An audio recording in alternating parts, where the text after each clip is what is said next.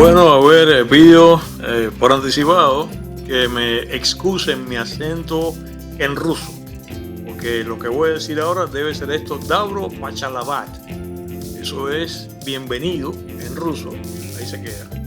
Mis amigos, tengo un montón de amigos que hablan ruso, ¿sabes? Así que eso significa bienvenidos al Ático de Pepe en mi cuenta personal de YouTube. Soy vuestro amigo y servidor, Pepe Forte, porque he comenzado con este saludo en ruso. Porque el programa que tenemos hoy es el programa que yo hace unos días prometí, lo anuncié, y ocurre que tuve, como me suele ocurrir a veces aquí en el estudio, tuve un problema eléctrico y que además ya estaba complicado porque también al otro día me iba de viaje, me fui de viaje, estos días estaba viajando otra vez con cierta frecuencia, de hecho llevo casi como 4 semanas seguidas viajando. Y el programa que había anunciado y que por esa razón entonces no lo pude asumir y tuve que poner el anuncio en Facebook, es donde hago el anuncio, es decir, lo siento mucho, pero el programa prometido para esta noche en el programa de YouTube no puede ser, era nada más y nada menos que el programa dedicado a la cámara soviética Zenit. Ok, permíteme explicar ahora. No es primera vez que aquí en el Ático de Pepe abordamos, y estas son cosas de los cubanos, como este servidor que tuvimos estas vivencias en Cuba, gente que vivimos en lo que llamamos el periodo clásico maledictiano, comenzando en el 59 hasta el año 89. No es primera vez que aquí en el Ático de Pepe, aquí en YouTube y anteriormente en la radio, yo hago un programa abordando productos soviéticos, de los cuales algunos de ellos físicamente los tengo aquí y te los voy a mostrar ahorita para tu recuerdo, aquí frente a la cámara en el programa de YouTube. Y de esos programas que hemos hecho aquí exactamente en YouTube, tú puedes venir a ver puedes venir a ver un programa que yo hice dedicado al reloj Polhot, al Paliot. Ahí es así mismo como se ve ese torneo, así lo vas a ver aquí. De hecho, quiero que veas que tengo puesto en este momento, a ver, directora, vamos a regresar a mí, a ver si hace foco. Ahí está, a foco, hija, la cámara. Bueno, esto es un reloj soviético. A ver si la cámara hace foco. Ahí está, ahí está, ahí está. Este es el Strushmansky, pero es parecido al Paliot, que creo que como se debe decir en ruso. Ese programa lo puedes ver aquí. También hemos visto aquí en mi cuenta de YouTube, un programa dedicado a los relojes despertadores Sevani y Vitiaz. También, ese programa lo hicimos en la radio, lo hice aquí también, estos despertadores que nos hicieron la vida miserable, que solían romperse muchísimo.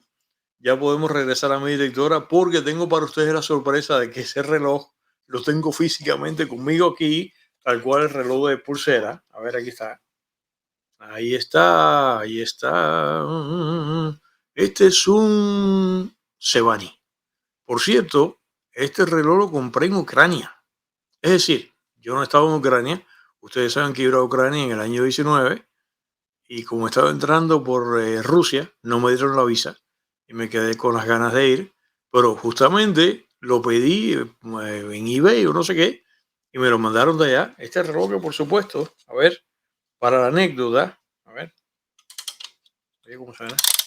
Oye, ¿cómo resuenan ya?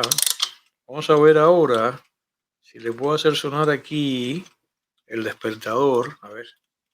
Ya eso yo lo hice acá, ¿eh? Esto que estoy haciendo aquí lo hice en el programa. A ver. No sonó. No sé por qué. Ya. Se acabó. Bastante. Hicimos ese programa acá que conté toda la historia. Conté en el programa del Paliot y en el del Sevani Vitiaz la historia, incluso de que cómo es que Stalin manda a hacer estas fábricas. Y bueno, hoy le ha tocado el turno a la cámara Zenit. Aquí tengo, que me acompaña también en este momento, para acabar de matar ya la memorabilia. Les voy a mostrar en este momento, físicamente lo tengo, el radio que nos hizo feliz, porque ese es el radio con el cual escuchábamos la W, o sea, la GBS y la QAM, con la música americana, el American Top 40 y todo aquello. Aquí está el famoso BEF, para que lo vean acá.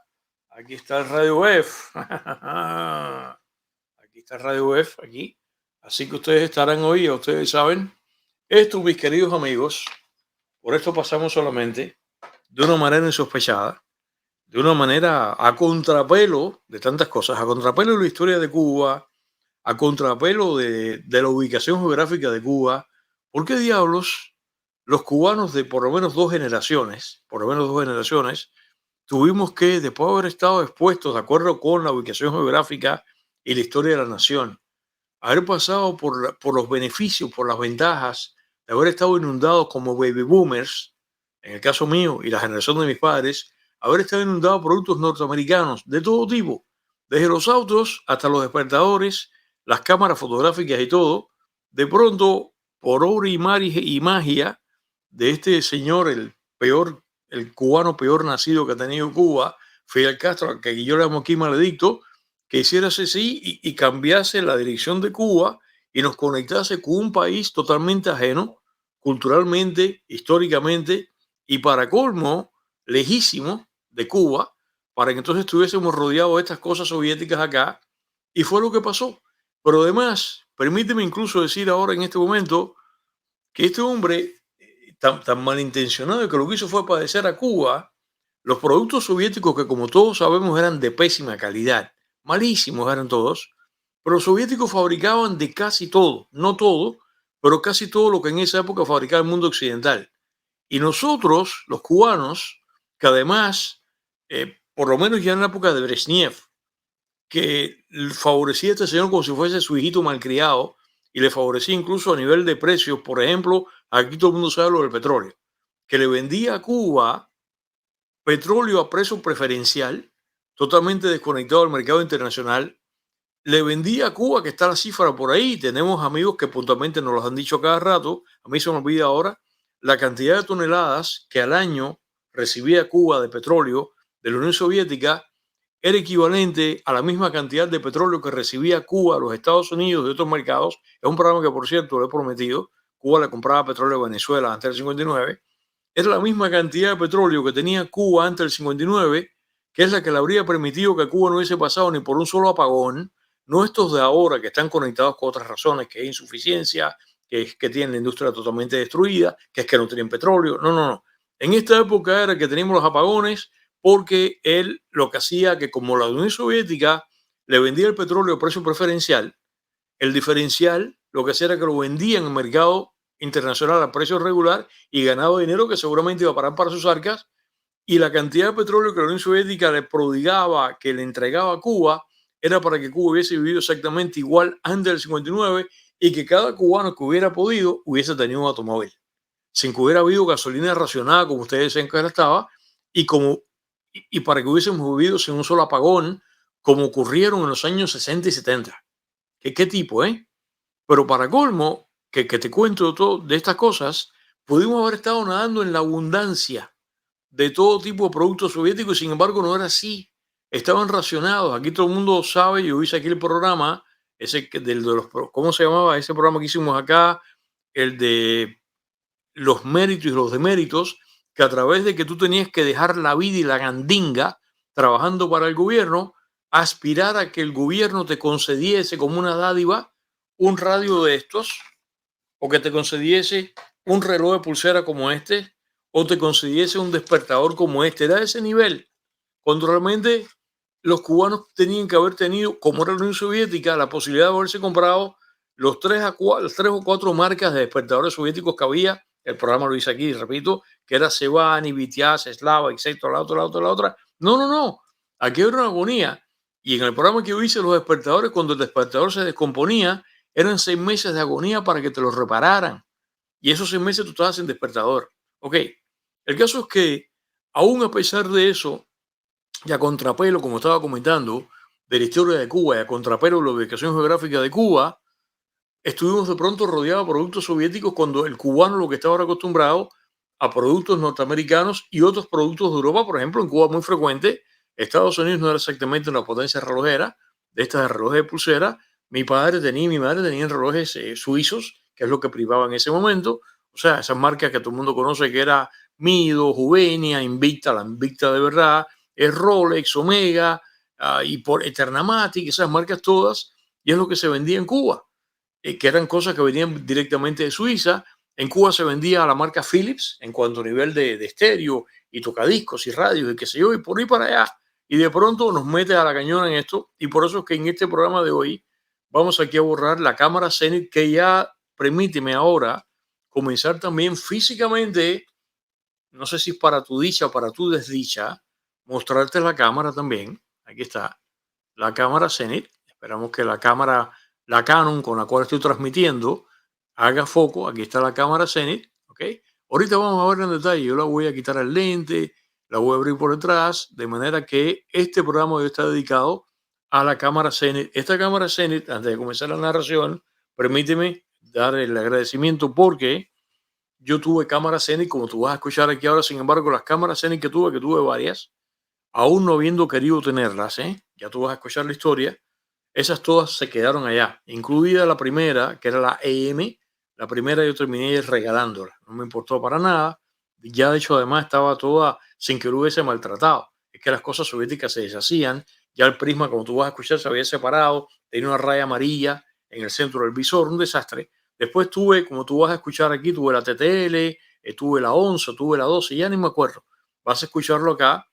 Y como tantos cubanos tuvimos esas cámaras, sin embargo, yo no logré rescatarlas, no las tengo conmigo. Y esta cámara que te acabo de mostrar acá, esta cámara le quiero agradecer a mi primo violinista Orlando Forte, al que quiero muchísimo, y que es el primer violín de la orquesta de cámara de mi queridísima amiga Marlene Urbay, orquesta de cámara del sur de la Florida, orquesta de cámara de la Florida, y él es el primer violín. Y como él estudió violín, era un magnífico violinista de la Unión Soviética, esta cámara, él la llevó allá, la compró en Cuba o la compró en la URSS, no sé, no recuerdo exactamente ahora. Esta es la E.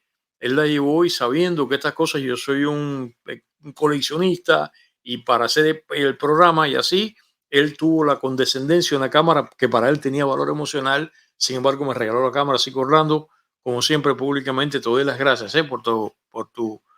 por la amistad, por la familia y además también por el hecho de que me hayas regalado la cámara que me va a permitir físicamente hacer el programa aquí hoy. Ok, este programa de hoy va a estar basado en que te voy a leer, lo voy a colocar delante de mí ahora, te voy a leer el artículo de estas cosas que te he mostrado acá en mi website, que ustedes saben que está abandonado, que se llama pepeforte.com. Todavía está online, pero yo nunca he vuelto a subir nada más, ya está outdated, ya está viejito, o sea, está anticuado de alguna manera, que se llama pepeforte.com o se llama ifradec.com. Yo tengo en el website, en el menú, que es una suerte como de revista, ahí hay autos, hay viajes, hay política, hay comentarios, hay música, hay biografías, hay artículos, hay comentarios. Hay una sección que se llama Click, que son cámaras de mi vida, son cámaras que yo he utilizado en mi vida de todo tipo. Y justamente en ese website aparece, te lo voy a mostrar aquí ahora, el artículo que te voy a leer aquí. Y el artículo aparece como rebote en dos acápites o en dos capítulos. Este artículo que escribí en la Zenith, que se llama Inolvidable Zenith, aparece en dos acápites que tiene mi website, ahí marcado con los huevitos fritos, que uno es Sovietobilia, en el cual me ocupo de cosas que son soviéticas como estas que te cuento, y ahí está el artículo del Despertador, ahí está el artículo incluso que el programa lo hicimos acá, está el artículo de aquellos proyectores, aquellos de peliculitas cuando éramos niños, está en esa sección Sovietobilia. Pero como se trata de una cámara, la cámara Zenith, el mismo artículo aparece reflejado también en la sección que se llama Click, cámaras de mi vida, en que como ves, no solamente hay un montón de cámaras ahí, no solamente está la Zenith, sino que está la Canon T70, está la Pentax K1000, y hay un montón de cámaras ahí, y ahí está el artículo de la Zenith. Y ese artículo es el que te voy a leer ahora, y ese artículo lo escribí, lo publiqué, bueno, lo publiqué hace años, y te lo voy a leer ahora, incluso la introducción que tiene. Y en el artículo voy narrando la historia de la cámara Zenith, cómo se produce, la relación de los cubanos con la cámara Zenith y además, como siempre suelo hacer, quiero personalizar, que vas a ver ahora, vas a escuchar ahora, cómo, de acuerdo con el artículo, con lo que fui escribiendo ahí, vas a escuchar cómo fue que yo compré la primera, la significación que tuvo para mí, la otra que tuve y la otra y la otra y la otra. Y seguramente al personalizar la historia, seguramente tú te vas a sentir identificado, especialmente si tú eres un baby boomer cubano, un baby boomer revolucionario. Es decir, no es que yo sea revolucionario, nunca lo fui, sino que estoy metido en ese periodo, lo que me quiero referir, porque seguramente esas vivencias fueron las tuyas. Y para aquellos que no, bueno, pues tú vas a ver cómo vamos a reconstruir aquí, que es la función de este programa, a través de la cámara, este periodo de esta Cuba que corre en lo que llamamos el periodo clásico maledictiano, que es un programa que, por cierto, aunque sea brevemente, yo tengo que hacer aquí un programa explicando un poquito más amplio, porque acá rato lo cito y lo explico en qué consiste el periodo clásico maledictiano, que es una definición pepefortiana. Bueno, tú vas a ver cómo tú vas a sentirte. Si tú viviste ese periodo, lo vas a poder reconstruir. Y si no, aquellos que no, que son de las generaciones más jóvenes, que son los hijos de la generación nuestra, se van a enterar también de ese periodo que forma parte de la historia esta de Cuba, que empieza en el 59 y que hasta el día de hoy que estamos conversando no ha terminado todavía. Así que vengamos ahora al artículo que te lo voy a leer, déjame colocarlo delante de mí, que es esto que aparece aquí, que la introducción que está en rojo, como estás mirando, donde dice Sovietovilia, la introducción esa es la de Sovietovilia, no la introducción que está en el acápite o en la sección de las cámaras, que lo que dice es lo siguiente, y es una introducción universal para cada uno de los artículos que fui abordando en esta sección que se llama Sovietovilia, a la cual también le llamo, irónicamente le llamo Mevolovilia, porque ustedes saben que nosotros, y yo nunca estuve de acuerdo con eso, porque ustedes saben que yo tengo la idea de que pueblo es pueblo, gente, gente donde quiera. Y yo conocí en Cuba, en esta Cuba comunista, conocí a muchos soviéticos que o bien estaban de visita en Cuba o sobre todo, fíjate tú, conocí muchas soviéticas que eran esposas de amigos míos y eran todas unas mujeres magníficas, decentísimas, que fueron mamá y fueron magníficas madres, magníficas esposas, gente decente, gente incluso que como viene de Europa, gente carente incluso de la malicia esa que tenemos los caribeños.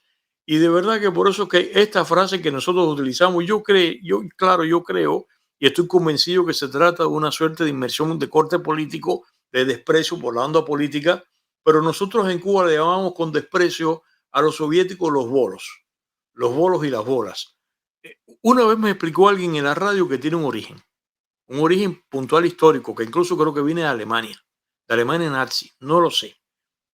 Yo realmente no sé, pero el caso es que sí, que era un término peyorativo, despectivo, y lo estoy mencionando aquí de alguna manera para quizás noblemente, si cabe, reírnos, pero francamente a mí no me gusta estar demeritando naciones. No me gusta estar demeritando gente porque gente es gente donde quiera, y cuando tú entras en contacto con la gente, de donde quiera que sea, mucho más allá de política, la gente es gente donde quiera. Pero bueno, por eso es que le puse a la sección Mevolovilia, porque se trata, Mevolovilia es la mezcla de la palabra memorabilia con las cosas bolas. De ahí viene la palabra memorabilia.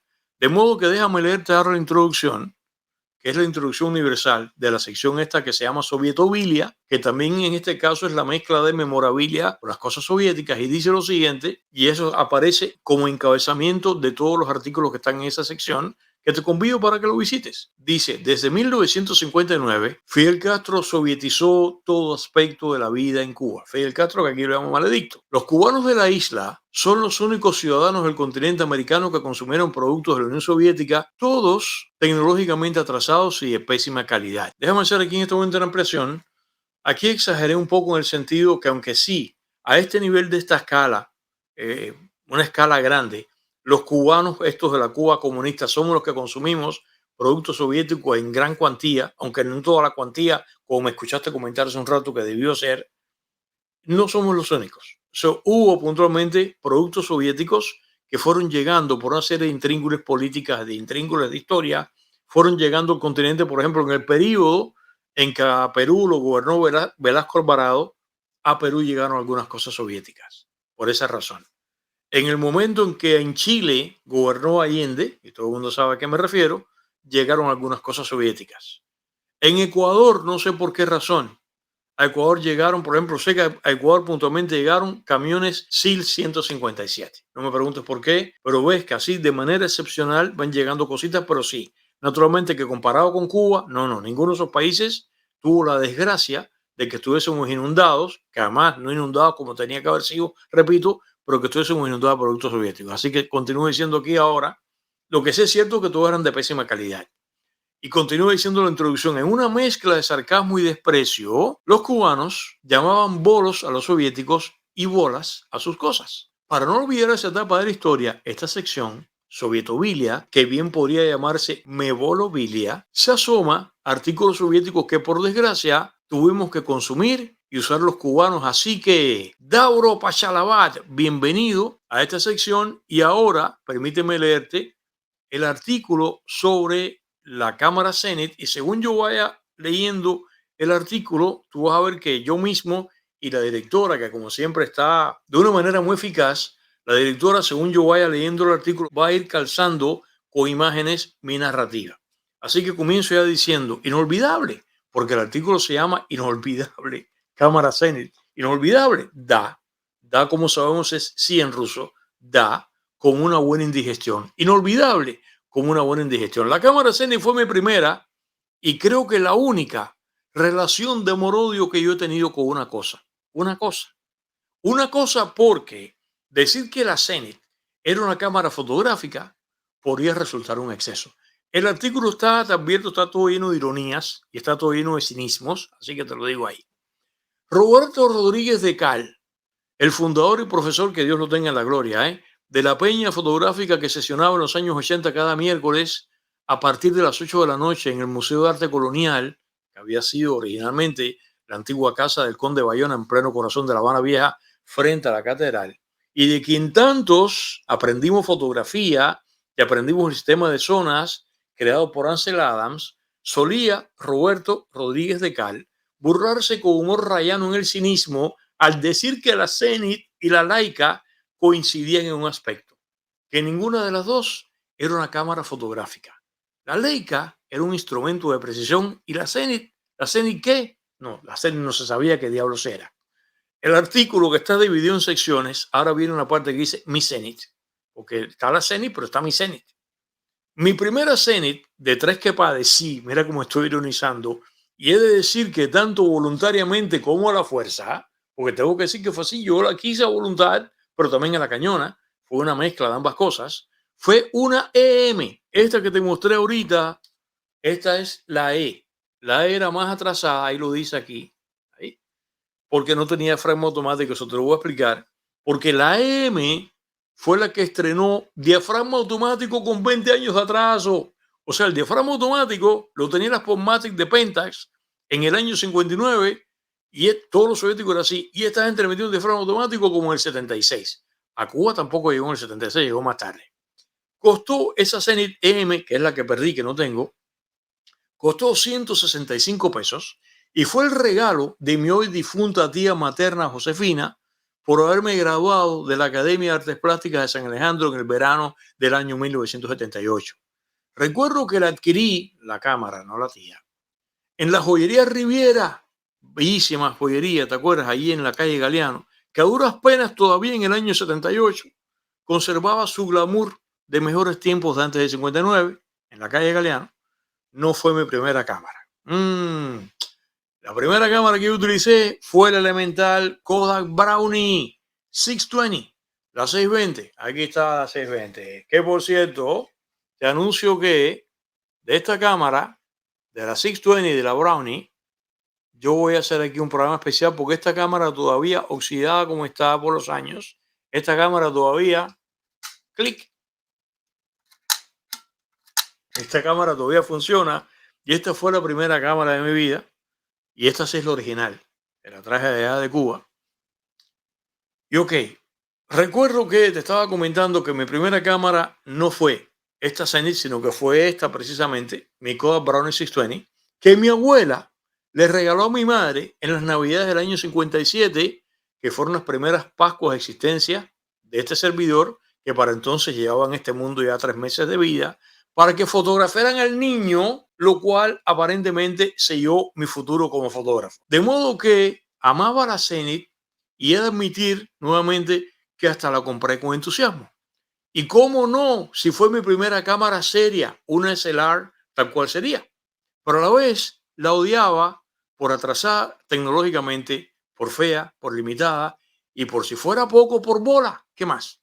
Por entonces soñaba con la misma intensidad que se tiene la más lujuriosa de las fantasías sexuales, poseer una Nikon o una de las Canon de la serie A, que además, por cierto, afortunadamente luego logré tener mi adorada A1 y hasta la profesional, la F1N, que las tengo aquí un Curia en la casa, o cualquiera de las cámaras fotográficas del momento. Y la verdad es que antes de mis Canon, más tarde, en el año 1982, pude felizmente acceder a una Pentax K1000, una K1000, una cámara que sí lamentablemente no tengo, que la perdí, allá en Cuba se quedó, y una cámara que a mí me dejó muchísimas satisfacciones. Pero aún resistiendo esas imposibilidades, porque el mercado de cámaras fotográficas desapareció en Cuba con Castro, estaba obligado pues por defecto a querer, a amar a mi Zenith. El caso incurable es que desde el año 76 yo estaba resuelto a tener una Zenith, pero para adquirirla habría que esperar a graduarme en el año 78 para que con mi primer salario íntegro, y aún tendría que pedir todavía 2 pesos prestados para completar el dinero, porque lo que me tocaría recibir a mí, según la escala salarial del gobierno, eran 163 pesos mensuales para comprarla, o antes de llegar ahí, entonces tendría que acudir a mis padres para un préstamo. Pero para algo están las tías, sobre todo aquellas tías, las que nunca tuvieron hijos y que sus hijos son los hijos de las hermanas y los hermanos y que siempre vienen las tías al rescate. Tías, tuve rescate.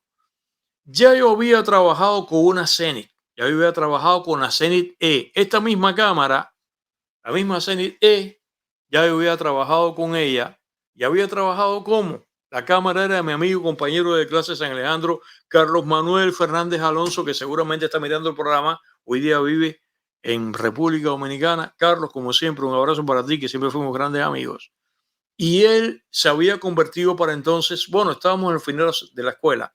Él se convirtió finalmente en un fotógrafo profesional y un diseñador gráfico magnífico. Y armados con esta cámara, en enero del año 1978, los dos nos fuimos a fotografiar con transparencias el descarrilamiento de un tren de carga en el ramal de Jibacoa, Santa Cruz del Norte, del tren eléctrico de Hershey en La Habana. Y es la fotografía que estás mirando ahí. Eso fue el día 21 de enero, sábado. 21 de enero del año 78, yo estaba en el último año de San Alejandro, y lo que pasa es que en esa época yo lo que quería era pintar esta misma fotografía que estás mirando ahí hiperrealísticamente, que es lo que estaba en ese momento de moda, y exactamente con él fue que hicimos esta fotografía que, como tú vas a ver y te explicaré más adelante, fíjate que la foto está empatada con Photoshop, pero como esta cámara, nosotros no teníamos ángulo ancho, esa es mi obsesión con el ángulo ancho.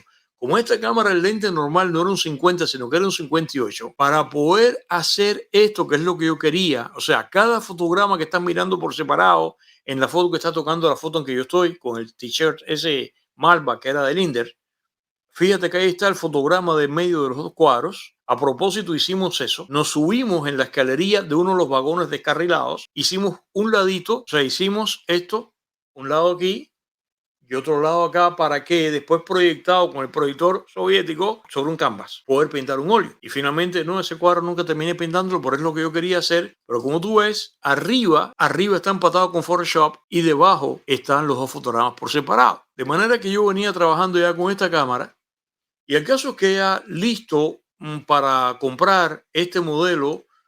Esto fue en enero y finalmente termino comprándome la cámara, que mi tía me da el dinero. Mi tía me compró la cámara, básicamente. Me da el dinero en agosto del año 78. Yo iba a comprarme la E. Yo me iba a comprar esta que estaba aquí. Pero ocurre que otro amigo, otro gran amigo y condiscípulo de la academia, César Ernesto González Beltrán, César Beltrán, también tremendo diseñador gráfico y pintor, cuyo tío era funcionario del comercio interior, me dijo que el tío le había revelado que era inminente la llegada al país de la Zenith EM. Fíjate que yo estoy aquí, esto es una historia que te puede parecer personal, pero no, incluso esto sería historia del comercio interior de Cuba, de un periodo que te cuento. Iba a llegar la M, este señor trabajaba en comercio interior y sabía, y la M era más avanzada porque tenía diafragma automático. Así que yo estaba listo para comprar el modelo EM, y me recomendó entonces que me esperara, que no comprara la E. Yo quería ya, y yo en el último, ya los últimos meses de San Alejandro, sabiendo que me iba a graduar, meterle el pie al acelerador y que mi tía me comprara la cámara. Pero me dice mi amigo, no, espérate, que la E, que es muy incómoda para trabajar, viene la M. Y así fue, me esperé. Y alrededor de la primavera del 78, esta fotografía que tuviste aquí, esta fotografía es la del descarrilamiento. Esta es la fotografía, esto es enero del 78, y en la primavera, como marzo por ahí, marzo, abril, fue que entonces ya llegó la EM a Cuba. De manera que un mediodía de agosto del año 78, que si me aprieto un poquito, posiblemente hasta te diría qué día fue, ¿ok? Ya de vacaciones del último año San Alejandro, sobre las 2:30 de la tarde, entré en la tienda Riviera con la misma comezón que un colegial lo hace en la dulcería del barrio para comprarse su merengue predilecto. Yo venía armado ya con los 165 pesos de mi tía, suficientes para la adquisición. En Cuba no había impuestos sobre la venta, o sea, 165 pesos, 165 pesos. Yo recuerdo que yo estaba asustado, yo tenía los 165 pesos en un bolsillo del pantalón y yo tenía miedo con la 22 me fueran a carterear, dime tú. El caso es que el tendero, cuando llego allí, el tendero me recomendó la Kiev 4, otra cámara soviética de telémetro que mucha gente creía que era una copia de la Leica, pero no, en realidad no era copia de la Leica. La Kiev 4 era la copia de la Contax, que costaba 5 pesos menos, o sea, 160 pesos, y en verdad era mejor máquina en todo sentido, en construcción, en mecanismo, en óptica, en todo, pero no. Era una cámara de telémetro y yo quería una cámara de mirar a través del lente. Como con cada cosa soviética que llegaba a Cuba, eso pasaba con los televisores, pasaba con los despertadores, pasaba con radio, pasaba con todo. Tú ibas a comprar una cosa soviética y la primera cosa que te sacaban estaba rota. Y la segunda estaba rota. Y además una cosa loquísima. La rotura no era la misma. Una tenía una rotura y la otra tenía otra. De manera que esta señor empezó a sacar cámara. Y sí, así fue exactamente lo que pasó. Las dos primeras unidades que sacó, ya yo sabía operar la cámara, por supuesto. Además, yo creo que yo no soy fotógrafo. Me di cuenta que la cámara estaban defectuosas. Y la tercera fue la que salió. Pero la tercera también tenía un problema. El problema que tenía, yo tenía que esperar a retirar un rollo. Y en ese momento, como yo no tenía un rollo puesto ahí, más tarde me enteré, tú vas a, como te voy a contar ahorita, que la cámara también estaba rota. Ay, Dios mío. El caso fue que yo salí de la tienda feliz con la caja de la cámara, una caja feísima, esa que parecía de cartón de cake soviética. A la vez salí frustrado por los sentimientos que ya te expresé, que yo tenía relación de amor-odio con la cámara, pero yo quería una Zenith y a la vez no la quería. Vaya, esto era como que de manicomio. Así que enseguida fui a otra tienda, me compré un rollo en blanco y negro, un Orbo, el NP20, que era de 80 ASA, de la Alemania Oriental, esa, la República Democrática Alemana, que tú sabes que república no era, y democrática muchísimo menos, que para entonces Orbo era esencialmente la única marca de película fotosensible del mercado minorista cubano, porque en Cuba se había vendido primero Foma y Fomapan, que eran checos. En Cuba se había vendido también en una época, se había vendido Forte, con mi apellido, que eran húngaros. Pero ya para esta época, todo lo que se vendía en Cuba nada más era el Orbo, que era una película ahí llegamos a tener la NP22, que era bastante buena película, y así fue que yo me hice las primeras fotos con la Zenith EM, no con esta, con la E, sino con la M. Probé todas las funciones, probé las velocidades, probé las aperturas del diafragma, el disparador automático, pero a la hora de extraer el rollo, una vez expuestos los 36 cuadros, el clutch de la cámara, que en esta, el clutch está aquí, pero en el caso de la M no está ahí, era una combinación loquísima, se trabó. Así que en plena luna de miel con la querida camarita, con la Zenith de estreno, qué dolor. La cámara fue a parar al taller de reparaciones que se encontraba en ese momento en el centro asturiano, ahí al pie del Parque Central, al lado de la Manzana de Gómez, y a poca más en Cuba. En Cuba, esto yo sé, estas cosas, yo estoy hablando aquí, yo en que estoy pensando en la directora, que todo esto para ella es nueva. La directora está pensando con su cabecita aquí y dice, bueno, devuelve la cámara. No, no, en Cuba no es devolución, en Cuba es vete a repararle, si tiene arreglo, te salvaste, si no, no. Entonces llegué allí. Y la otra cosa, la directora pensando en garantía. No, en Cuba tampoco hay garantía. No hay garantía, ya te chivaste. La reparación duró un mes. Por cierto, yo estaba sufriendo porque yo me quería llevar la cámara conmigo, porque yo entregué la cámara, lo tengo todo clarito en mi cabecita, yo entregué la cámara en el taller de reparaciones el día 6 de septiembre del año 78, y ese día por la noche, ese día yo vivo en La Habana, que tú no tienes idea, ese día por la noche, mi papá fue el que me llevó, ese día por la noche yo salí en tren a hacer el servicio social, por la ley 1254, yo salía para Bayamo, para Manzanillo, a hacer el trabajo, y ¿qué pasó? La cámara, yo me quería llevar la cámara conmigo, y no me la pude porque la cámara estaba rota, y la reparación se demoró un mes. Cuando yo regresé de paso al mes, fue que recogí la cámara. El rollo atascado, yo lo tuve, porque ya la cámara llegó al final, del final, es la última, y cuando tú disparas, la última, ya aquí, llegó al final aquí. Entonces tiene que sacarlo. La M no tenía este clutch, tenía una combinación que era aprieta y da la vuelta para el lado, y eso fue lo que se trabó. Estaba trabado, estaba roto. De manera que no había manera de sacar el rollo, y si yo sacaba el rollo de aquí, se velaba. Yo tuve que ir con el rollo a casa de Matanza, fue eso. Estoy hablando que yo vivo en La Habana, pero mi mamá está cuidándome buena en la casa de Matanzas y me fui con la cámara para Matanzas, fotografié y ahí exactamente en Matanzas que se me traba. De manera que yo lo que hago es que me fui para casa de mi tío Calvo, o sea, el esposo de mi tía querida Consuelito, la hermana de mi padre, que es la madre de mis queridos primos, para los cuales va un abrazo aquí, mis primos Armandito, Rafaelito, José Luis y Marta América, y ellos los dos, mi tío Calvo, mi tío político Calvo, y mi tía Consuelito, ambos eran fotógrafos de renombre en Matanzas, tenían un cuarto oscuro, entonces él llevó la cámara para el cuarto oscuro, eran como las 11 de la mañana, ahí la abrió y manualmente me sacó el rollo, por ahí se dio cuenta y me dijo, no, el cloche está roto, la cámara no, nunca puedes sacar, porque cuando tú metes el cloche, tú vienes aquí a este knob que está acá, ya ni me acuerdo cómo es, y cuando sacas el knob, le das vuelta y tú puedes rebobinar. No, no puede, aquí no funcionaba, estaba roto. El caso es bueno que, como te cuento,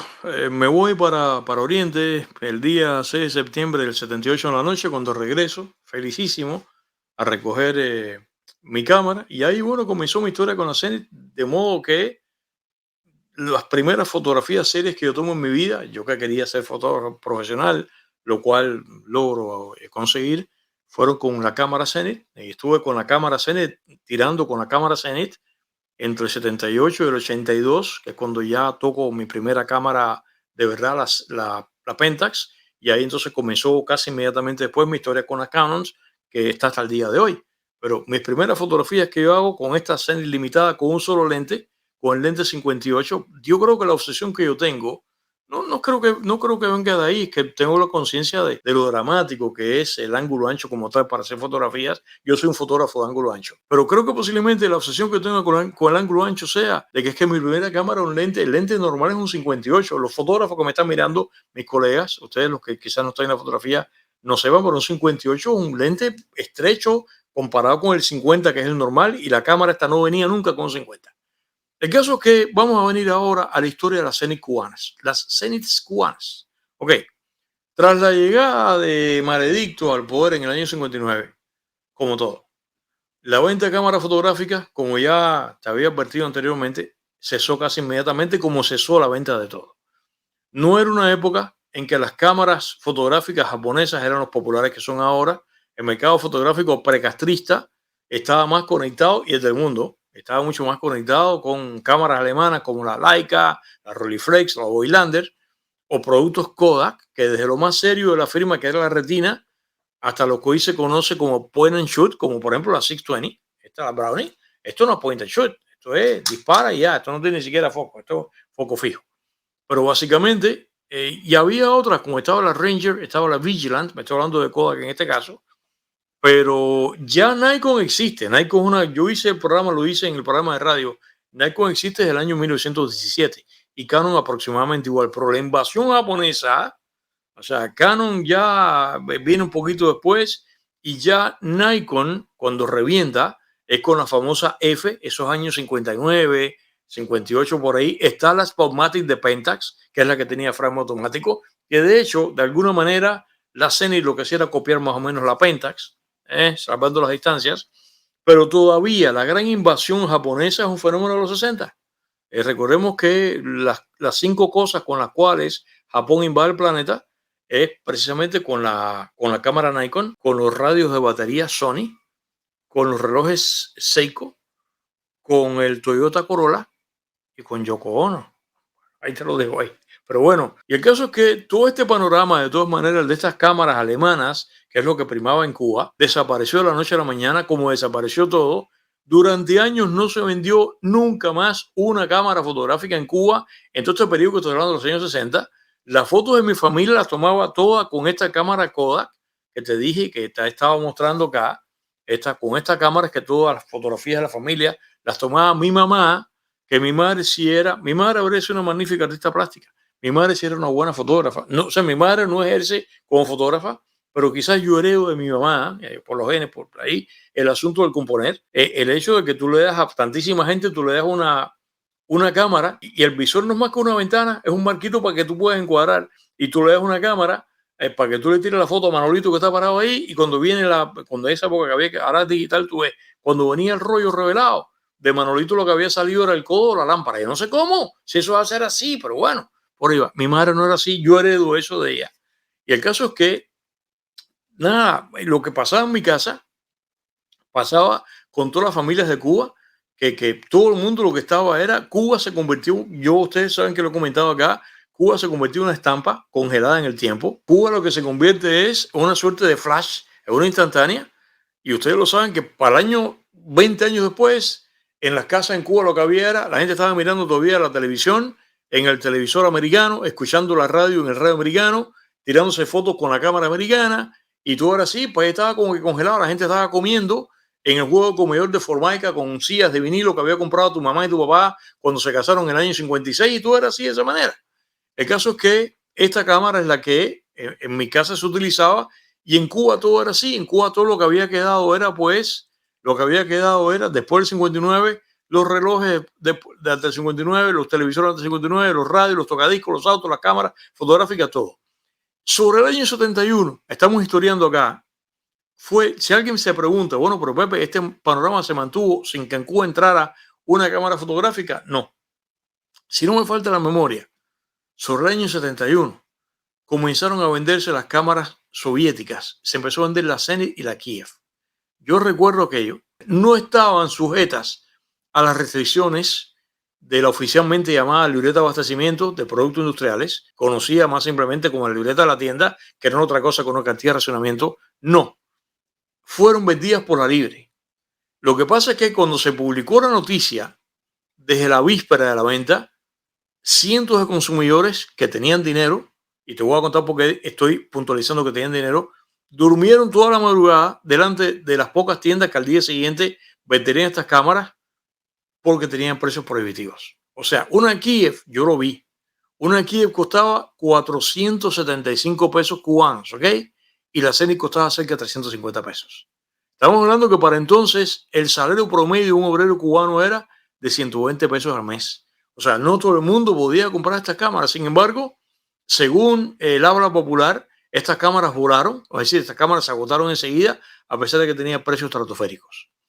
Después de los primeros años de la Revolución Maledictiana, con un estricto racionamiento y casi cero opciones de compras de nada para la ciudadanía, comenzó a congelarse el circulante, que la gente no tenía que gastar el dinero, y esta venta casi sorpresiva de las cámaras fotográficas aún a precios estratosféricos, fue una de las primeras operaciones puntuales del gobierno para recuperar, para recoger el circulante acumulado y sacarle dinero a la población.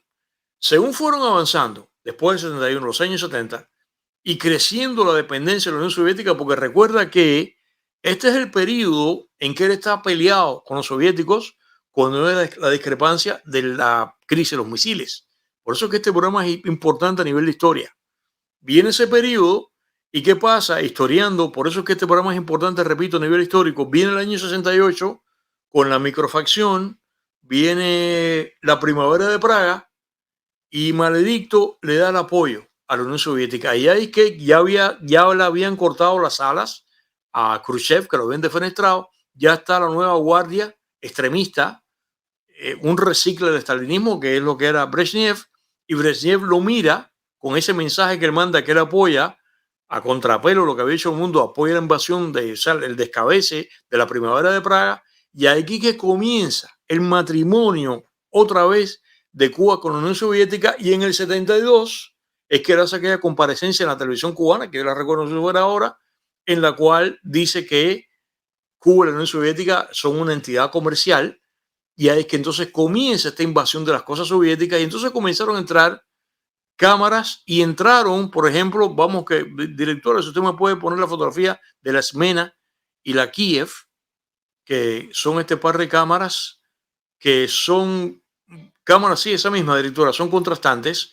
La Smena 8 es una cámara chiquitita, es una point and shoot, tiene un lentecito que hace foco, y la Zorki es una cámara intermedia entre esto y la misma Kiev. La Zorki es bastante buena cámara. Entonces empezó a venderse esto, la Smena, se vendió la Lubitel era como la Rolleiflex que se mira por encima, muy malitas. La Zorki, que es la mediana, y los precios comenzaron a bajar. Las cámaras no estaban sujetas al sistema de racionamiento, pero es que eran caras. Eran de las pocas cosas que excepcionalmente se vendían, como se dice en Cuba, por la libre. Y los precios comenzaron a bajar y por eso es que entonces la E costaba 160 pesos, si no me falta la memoria, y cuando traen la M, que es la que tiene de frama automática, que fue la que yo compré, que fue la que me compró mi tía, costaba 165, 50 pesos costaba la Esmena, la Sorky costaba 90 pesos, lo recuerdo puntualmente bien. Y vengamos ahora a la historia. Déjame contarte la historia de la cámara Zenit. Primero, Zenit. Ya lo tú vas a ver incluso cómo se escribe en ruso. Yo sé que muchos de ustedes sí, pero muchos de ustedes no. La cámara Zenit, Zenit, o sea, Z-E en ruso, Z-E-N-I-T, no significa otra cosa que Zenit en ruso. Comenzó a producirse en el año 1952 por la fábrica KMZ de Krasnogorsk. Eso está en las cercanías de Moscú. Posteriormente empezó a producir el lomo, que por eso es que las cámaras decían en el estuche aquel de cuero, decían lomo en ruso.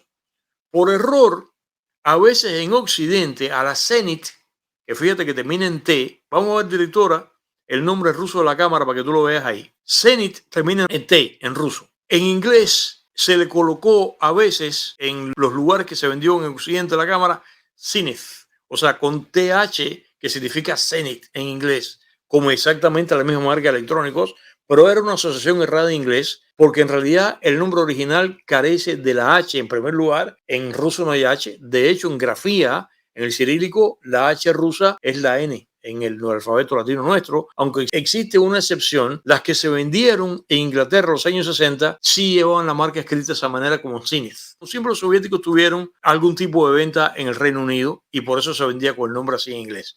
En Cuba, que era la colonia soviética del Caribe, se vendieron Zeniths con el nombre original en cirílico, que es la fotografía, se vendió en cirílico y se vendió en el alfabeto latino. Por supuesto que como tú estás mirando ahí, en ruso, la primera que se vendió fue la Zenit 3M y se vendió la Zenit S. Y la S en ruso es nuestra letra C. La Zenit, sin duda, durante muchísimo tiempo fue la abanderada de las cámaras SLR de 35 milímetros de la Unión Soviética, o sea, cámaras reflex, que se les llama SLR en inglés, que significa Single Lens Reflex, aquellas cámaras que emplean un solo lente para formar la imagen, la misma la que va a parar la película, que es la que viene a ver y que es la que ve el fotógrafo a través del visor, porque aquí, en esta cabecita que está aquí, está un pentaprisma, que es el que entonces manda la imagen para acá arriba y la reproduce, por eso que tú la ves en el visor acá. Eso es lo que se llama una cámara reflex, que hoy día están desapareciendo porque lo que están son las cámaras que se llaman mirrorless, porque estas cámaras tienen detrás del lente, tienen un espejo, a ver si tú lo puedes ver ahí, ¿ves? Ahí está el espejo, que ese espejo es el que manda la imagen para arriba, y cuando tú disparas, el espejo se recoge, lo puedes ver ahí. Ajá, ahí está. Yo quería esto porque realmente esto es la manera perfecta, por lo menos para hacer fotografía, a diferencia de las cámaras que tienen telémetro. Y esta cámara fue durante muchísimo tiempo, esta fue la reina de las cámaras, de las single, de las SLR, de las cámaras reflex. Y en dos palabras, la Zenit era la cámara moderna, Dios mío, moderna. Era la cámara moderna de los soviéticos, pero siempre, como ya te dije, con 20 años de atraso en todos los agregados que le iban poniendo, tal cual la tradición soviética. Los soviéticos estaban atrasados entre 15 y 20 años atrasados en todo. En los modelos más tempranos, que lo escribían en cursiva, ¿ves? Los primeros modelos fueron la S y la 3M. La primera Zenit en realidad se basó en la Zorky. La Zorky sí copiaba un poquito más la Leica, mientras que la Kiev lo que hacía era que copiaba la Contax. Pero pronto la Zenit adoptó la solución de reflejo de reflex, aunque carecía del visor a la altura del ojo, y en su lugar ubicaron un visor abierto a mirar por encima como si fuesen los reflex diópticas. ¡Qué atraso! La Zenit pionera era una Zenit bien atrasada.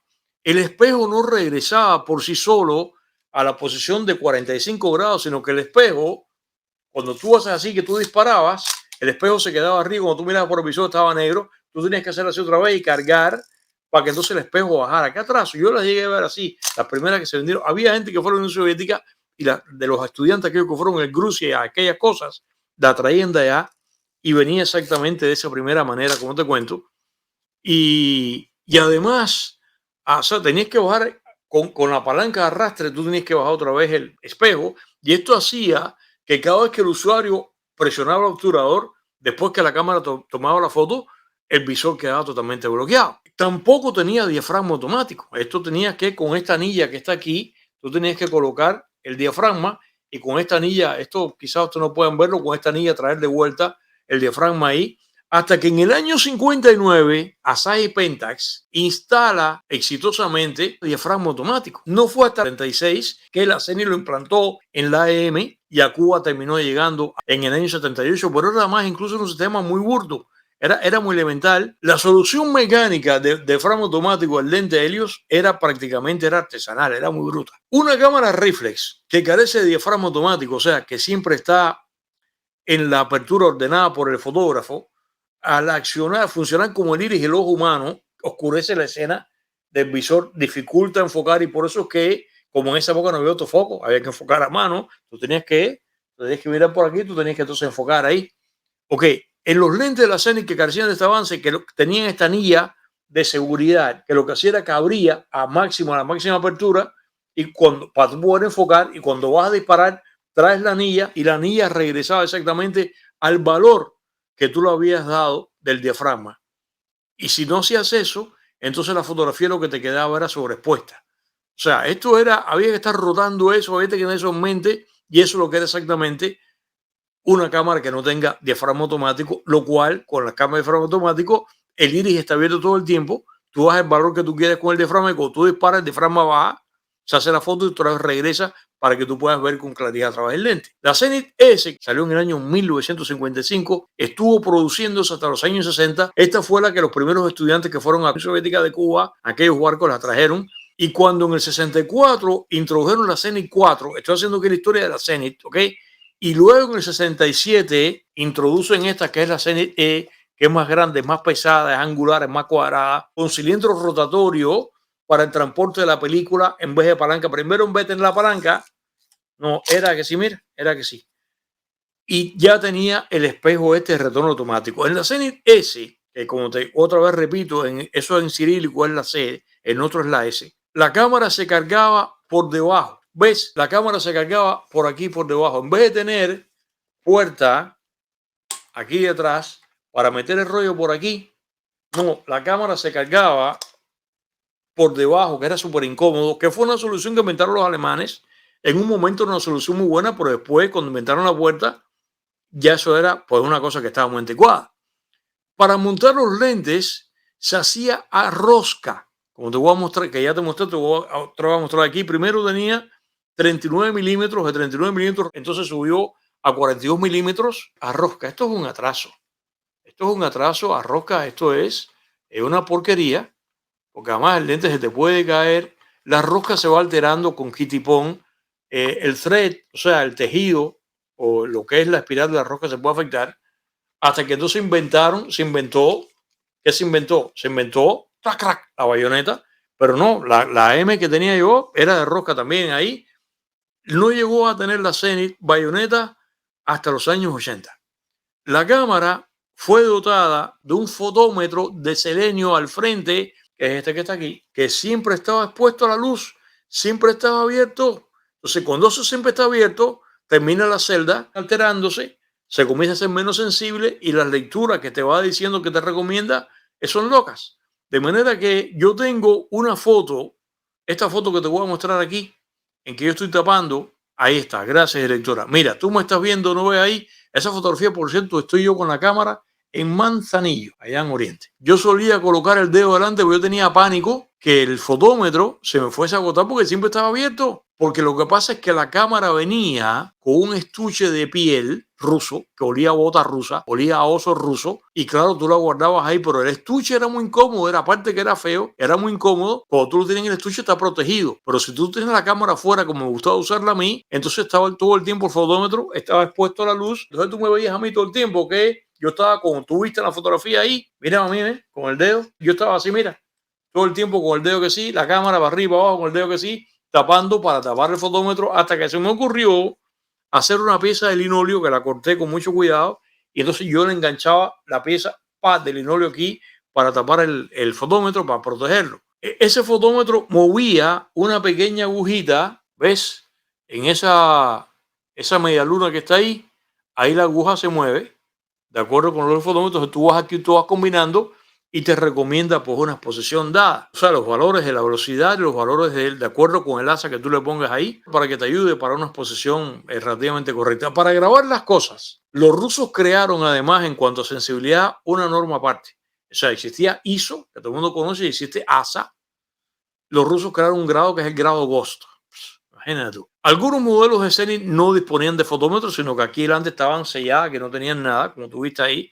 Pero, como las demás soviéticas, la E e incluso la EM era una cámara de 35 milímetros obsoleta de nacimiento. O sea, cuando cada los soviéticos sacaban una cámara, ya la cámara estaba vieja. La Zenit era una cámara, como tú puedes escuchar, una cámara ruidosa.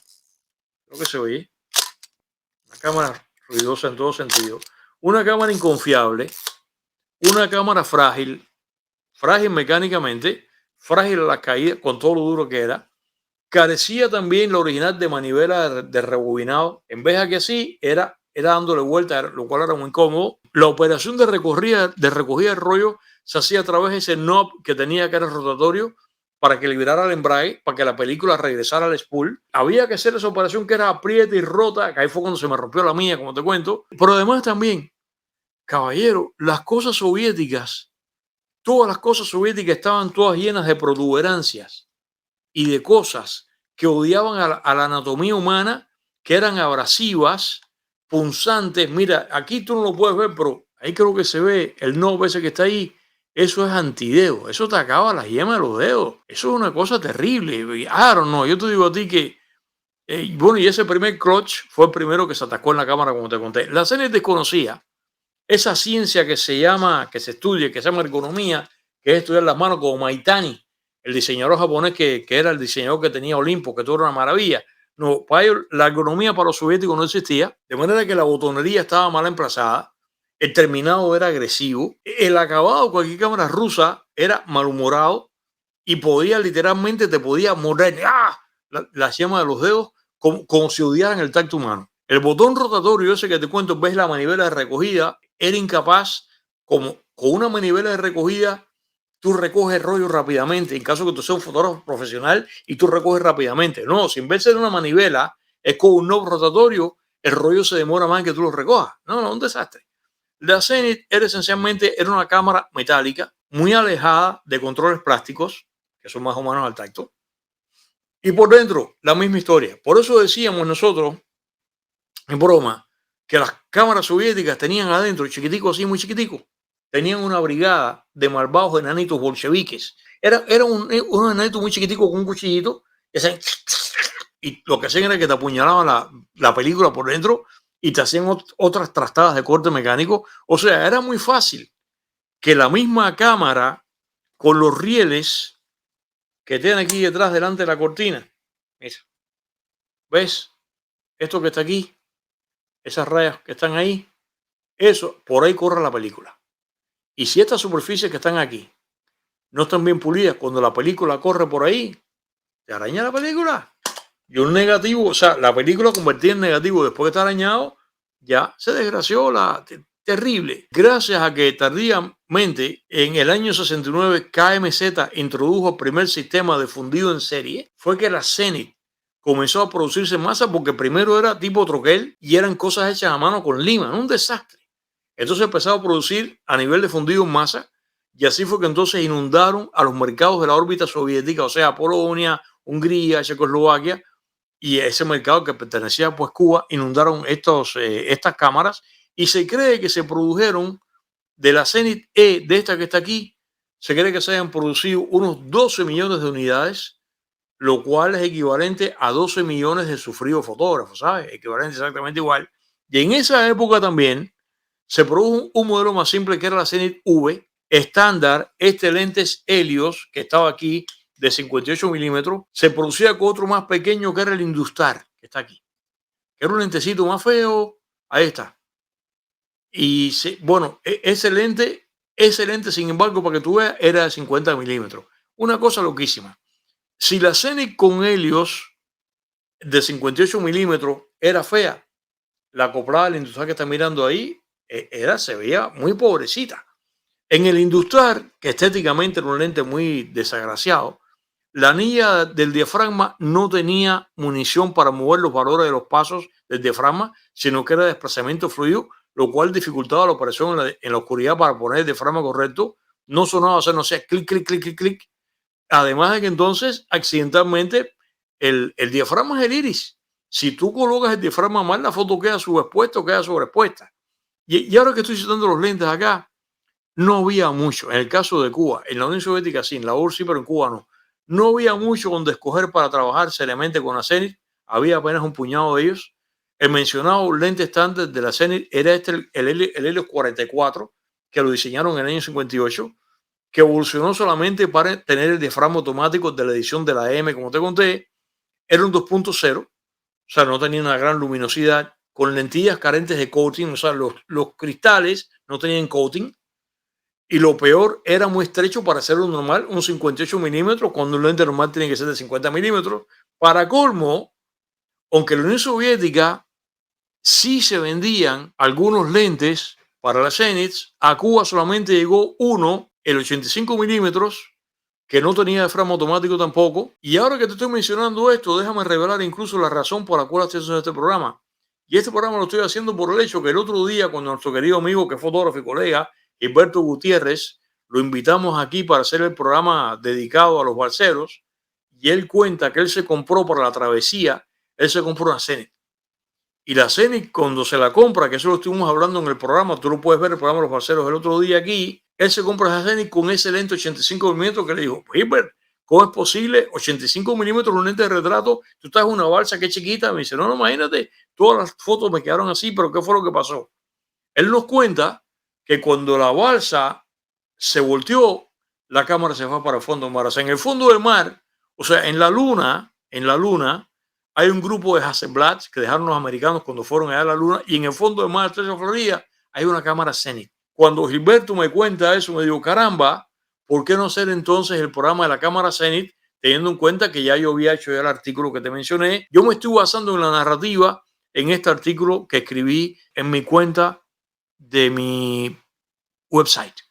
Ok, para colmo, como te cuento, que no se vendían lentes ninguno. El otro que se vendió fue el Ciclopio, el Photosniper de 300 milímetros, que parecía una bazooka, que era un horror súper anticuado. Incapaz, por otro lado, de acoplar con todo el sniper aquel, con la M no acoplaba. Tuvieron que hacer una cámara especial que era la Zenit ES para que acoplara ese lente. ¡Qué desastre! Y era un tarecón así. No, aquello era terrible. Yo creo que de pasearse hoy día un ciudadano americano cualquiera por la avenida Pennsylvania con una serie esa a comprar el lente, la policía inmediatamente lo detiene porque sospecha que va a hacerle un atentado al presidente de Estados Unidos, porque aquello parece un fusil. En el conjunto, para colmo, venía además un estuche grande que parecía un ataúd. Yo trabajé con esos dos lentes. Yo trabajé con el 58, trabajé con el 85. Yo no podría decirte que ópticamente fueran lentes pésimos. Además, yo tengo amigos que me dicen que no, que eran lentes buenos. Ok. Pésimos no eran. Pero, caballero, vamos a dejarnos de cuento. Ninguno son lentes, este lente, esto no podía competir con Nikon, que es la óptica de Nikon. Esto no podía competir con Canon.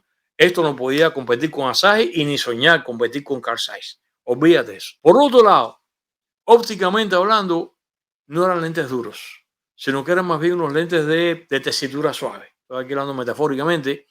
¿Acaso por el calor tropical, algunos terminaban, que eso también era típico, seguramente que a ustedes les pasó, terminaban inundándose en su propia grasa, que parecía que, yo me imagino que la grasita que tenían dentro originalmente era una grasa gruesa, como pasa exactamente con las pistolas, pero que bajo el sol del Caribe se licuaba, y ya tú sabes, cuando se licuaba, a mí me pasó, de pronto el lente Zenit tenía aquí un charquito en la parte de abajo, donde hace la curva del barril ahí había un charquito que además tú lo hacías así, tú lo veías, el charquito de aceite, que además, cuando tú movías el lente, entonces ese charquito que estaba ahí, que era como octavo de pulgada, ese charquito pues bañaba el lente, y no hay, el peor enemigo de un lente es la grasa. Entonces cuando eso pasa ahí, inmediatamente la primera cosa que te pasa es que das vidania, o sea, dile goodbye a la agudeza de foco.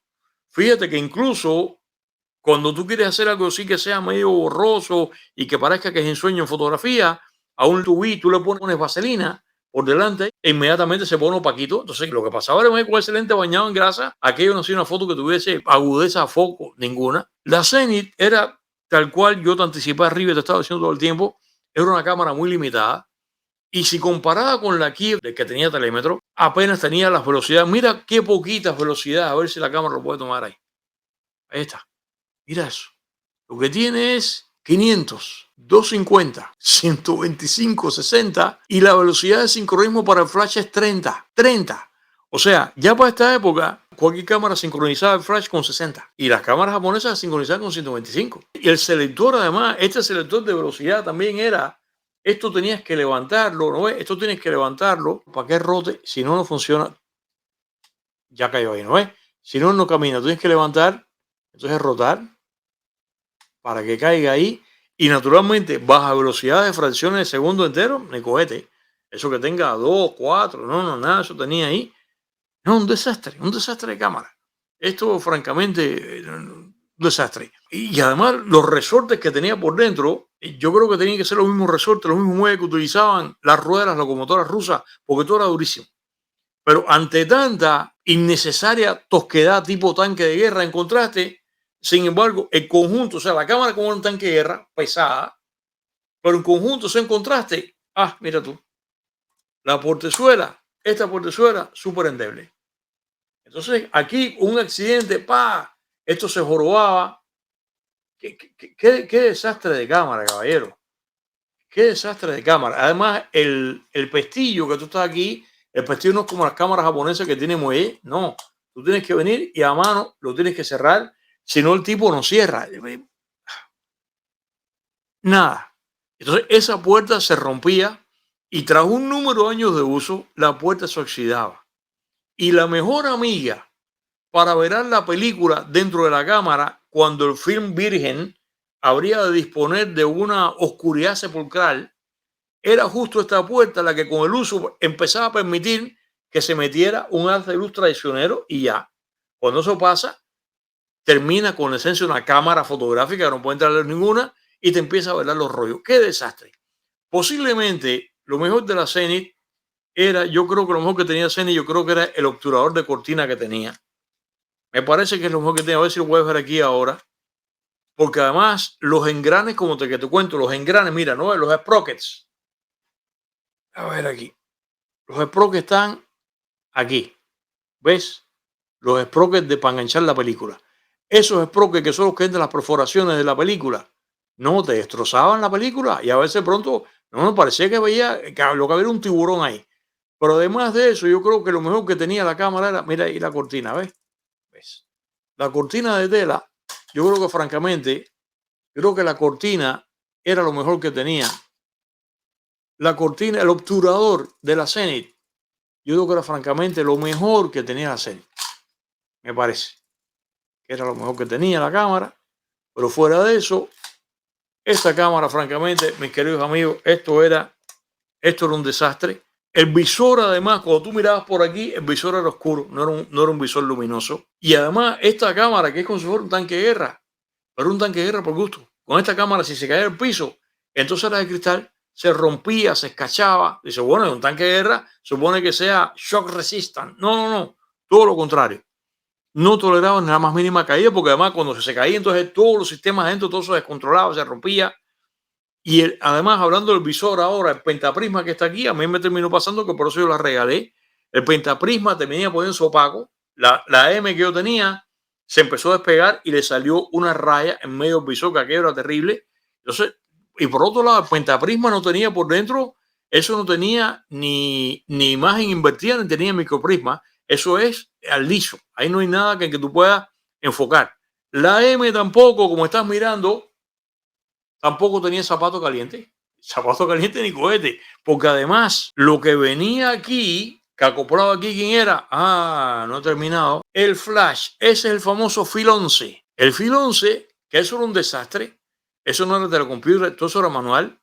Eso metía un solo chorro de luz que lo que hacía era que te dejaba ciego. Y además tenía una cantidad de cable que era lo mismo ideal para que te fuera a pescar con él que para que tocaras con él. Es una cantidad de cable que aquello era un rollo de cable. Otras Zeniths de mi vida y otras cámaras de mi vida. Luego, reincidente, pero ya sin la ayuda desinteresada, no de la Unión Soviética, sino de mi tía. Oye, yo empecé a comprarme mis cámaras por mi cuenta, yo trabajo. En el año 82 yo adquirí la TTL y la TTL ya venía con un fotómetro electrónico tipo match and needle, o sea, como el caso de la Pentax, la cámara que yo tenía, pero según la costumbre soviética era súper burdo, era inconfiable. Mira, estas son las dos, esta es la Pentax, mira, ¿ves? Ahí está mi Pentax, mi adorada Pentax Camil, qué gran cámara, ¿eh? Eso es el Volkswagen de las cámaras. La Pentax Camil es una maravilla de cámara, Asahi, y está la TTL. Yo tenía las dos cámaras ahí. El caso es que ya tuve la TTL.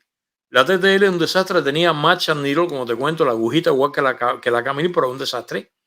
Y el mayor atractivo que tenía la TTL es que ya venía en negro. Ya esta cámara venía en negro. Eso me parecía que era lo más bonito, era más moderna. Y la TTL comenzó a producirse en la URSS en el año 77, pero nosotros solamente la única manera que teníamos era de ver las revistas Sputnik, porque a Cuba todo llegaba súper tarde. La revista Sputnik, como ustedes saben, era la copia de selecciones, que aquí hicimos ese programa, lo hicimos acá. Y antes que llegara, bueno, ya uno sabía que de todas maneras, aunque uno soñaba con tener la TTL también ya tenía tardanzas tecnológicas. Y además, para colmo, a Cuba entonces llegaba más tarde que lo que llegaban a Checoslovaquia y llegaban a Hungría, esos países todos de la órbita soviética. La TTL trajo algunas mejoras.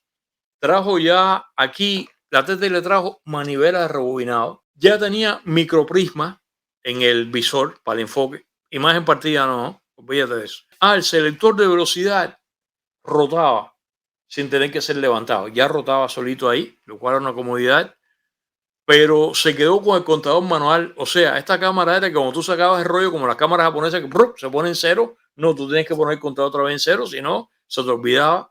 Yo compré, la TTL esta la compré en la otrora fastuosa tienda de la época, en Gareno, en Neptuno, a mí no se me olvida nunca. La batería que tenía, batería súper burda, batería soviética malísima. Y al igual que con la M en el 78, esto fue en el 82, tráeme la primera cámara, me acuerdo, eso fue una muchacha que estaba allí, me trae la primera cámara, la primera estaba rota. La segunda estaba rota, la tercera la que estaba buena. ¡Qué desastre!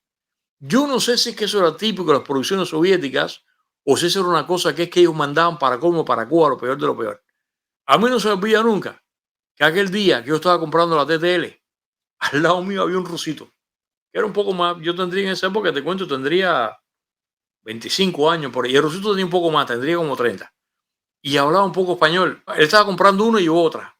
Y cuando sacaba la cámara, él decía, no normal, no normal. Es que estaba rota la cámara. A mí se olvida que decía, no normal, no normal.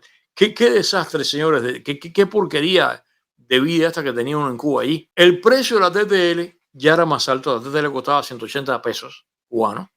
Y la TTL, igual que la M, se fabricaron modelos para saludar a los Juegos Olímpicos de Moscú del año 80. Esas se llegaron a vender en Cuba, que tenía el emblema. Acuérdate que los Juegos Olímpicos del 80, que además que fueron los que fueron boicoteados por Carter a consecuencia de la invasión soviética a Afganistán en el año 79. Más tarde, a finales de los 80, salieron tres versiones mejoradas de la TTL. La 11, salió la cámara 11, la Zenith 11, salió la 12, y junto con la 11 y con la 12, después salieron más adelante, salió la XP.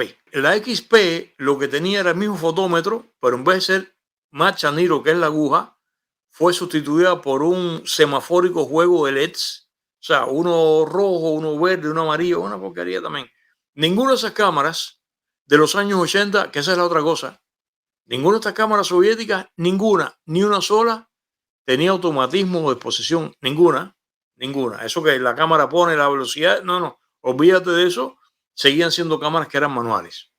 ¿Se vendían la Zenith en los Estados Unidos? Sí.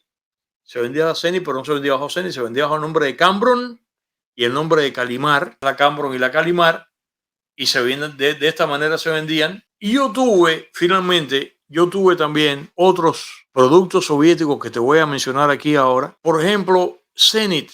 Yo llegué a tener, también marca Zenith, yo llegué a tener la ampliadora Zenith. La ampliadora Zenith, que fue gracias al concurso de dos buenos amigos, uno que había venido de la Unión Soviética, había traído todo, y él se lo dio a mi amigo me lo vendió a mí, me favoreció para que yo lo tuviera, porque tenía un buen cuarto oscuro, yo estaba empezando para tener cuarto oscuro. Esta es lo que le llamaban la famosa ampliadora de maletica, eso fue la Zenith.